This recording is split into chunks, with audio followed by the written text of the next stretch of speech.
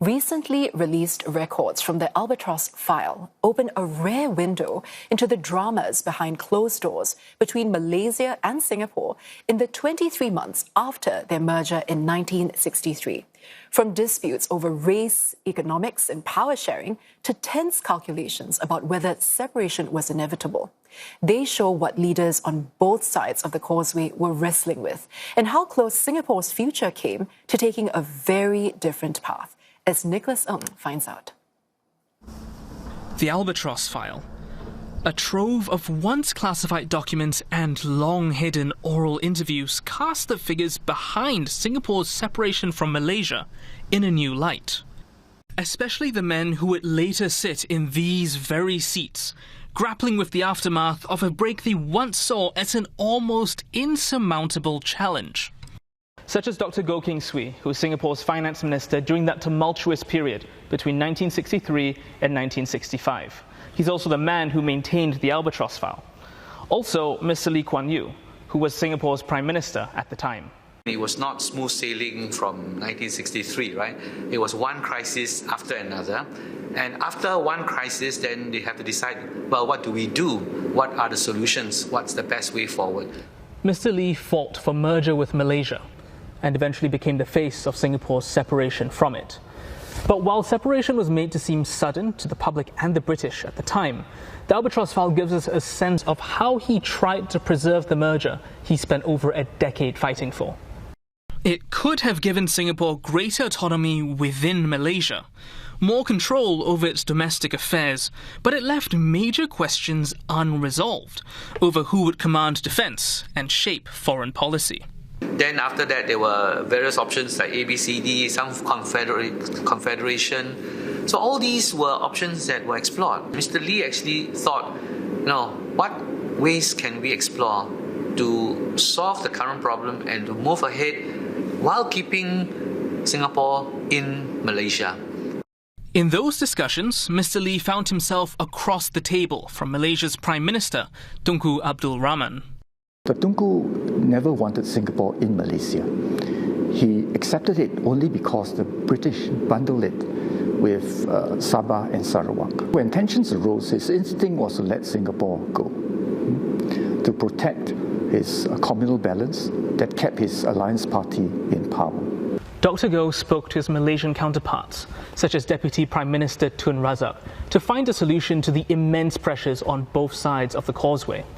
The file captures that back and forth that culminated in Singapore's eventual separation from Malaysia, and what the men making the decisions hoped to avoid in the process.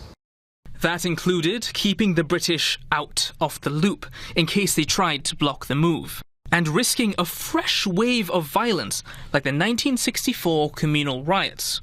By July 1965, Dr. Goh had already made up his mind and met Tun Razak, starting the talks that would eventually lead to separation. I've had enough of Malaysia. I just want to get out. I could see no future in it, that the political cost was dreadful, and the economic benefits, well, didn't exist. So it was exercise of futility.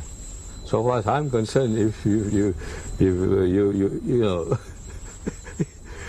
it's a project that should be abandoned once you see that it's worthless.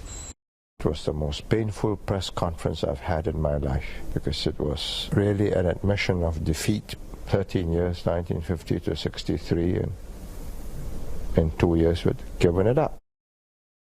I think where he had the nearest to a nervous breakdown was after it was over, after the press conference.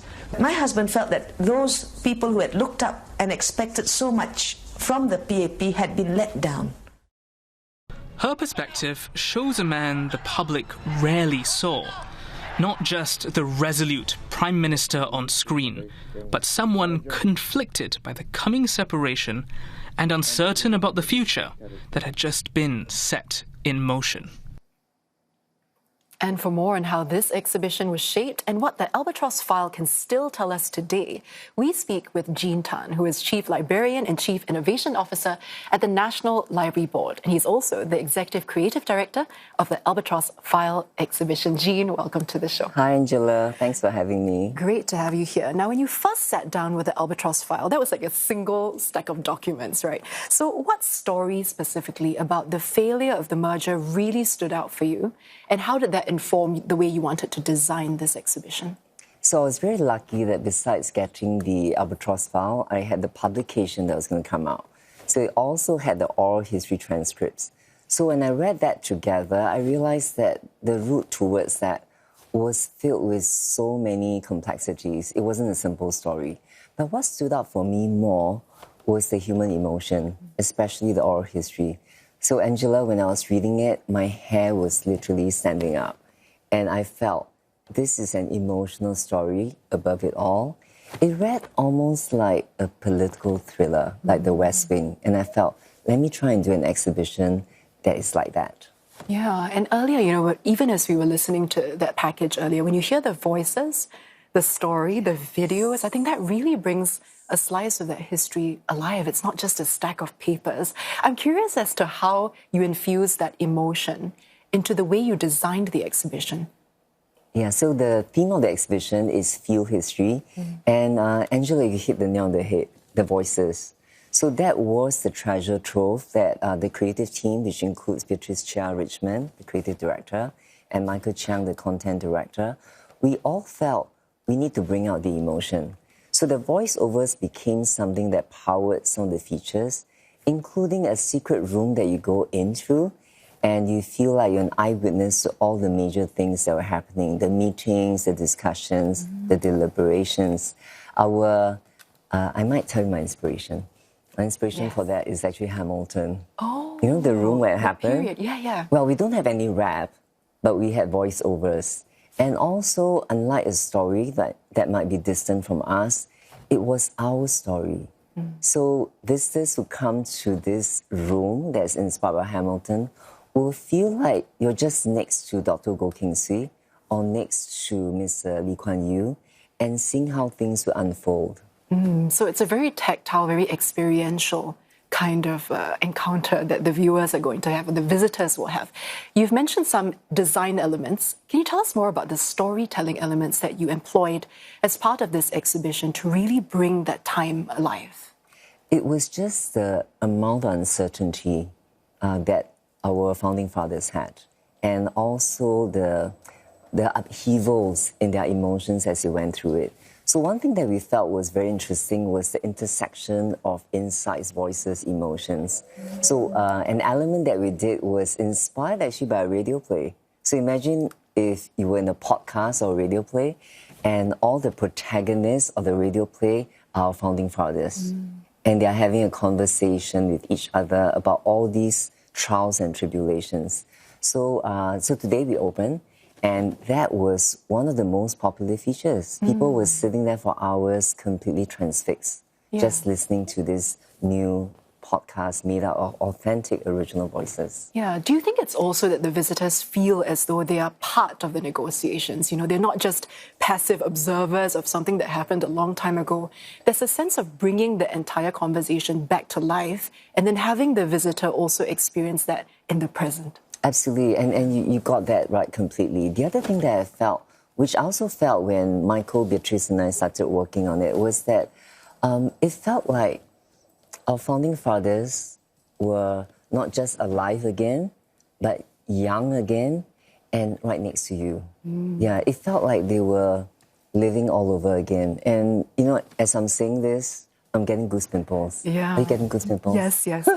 I think even just watching old videos, old clips of our forefathers, making big speeches or even talking about a very turbulent time, that already evokes a lot of emotion. So in the exhibition, I wonder, as a visitor coming in, apart from the emotion that's going to really dictate a lot of how that journey unfolds, what else can they actually get out of the understanding of our history when you translate something from dense paperwork into something that is very tactile and very alive?